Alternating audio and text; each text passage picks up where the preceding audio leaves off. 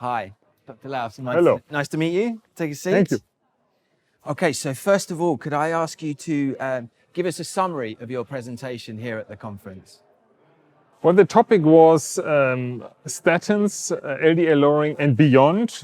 I give a summary of our early work in the 90s, really, where we found in cell culture models and animal experiments that statins do have cholesterol-independent effects. However, I put this into perspective, arguing that really LDL lowering is the primary mechanism of statins. We went through and reviewed a couple of the most important statin trials, such as the HPS study, the PROVE-IT study, and then the IMPROVE-IT study that informed the current guidelines for the cholesterol goals, and then discussed some of really the limitations of statin treatment, the problems with goal attainment in Germany and Europe. We touched upon issues such as liver function, diabetes, muscular symptoms. And really the conclusion is that the most important mechanism of statins is the upregulation of the LDL receptor and the hepatocyte and the LDL lowering.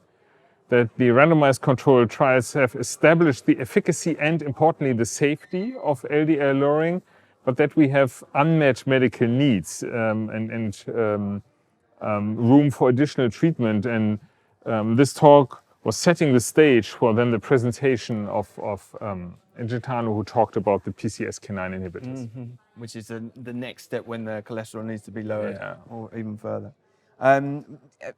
Specifically talking about MI, how important is lipid control in the management of patients post-MI? That's an important question. It's really key. We have learned that LDL cholesterol is causal for plaque development, and this is really something we can address. Not all the causes of MI, for example, genetics, can be addressed by our current treatments. So the main motivation is really to prevent progression of atherosclerosis and recurrent myocardial infarction. These patients are at very high risk.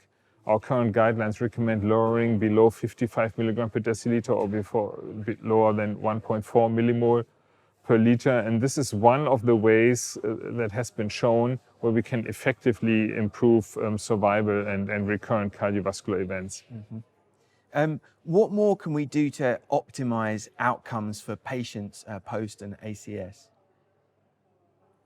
I think the evidence-based therapies, and there's a great opportunity, need to be implemented better.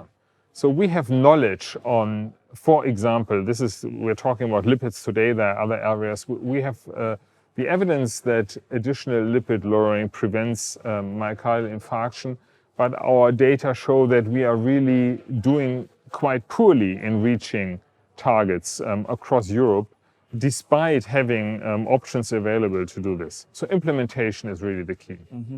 And in post-MI patient management, what would you say is the biggest challenge?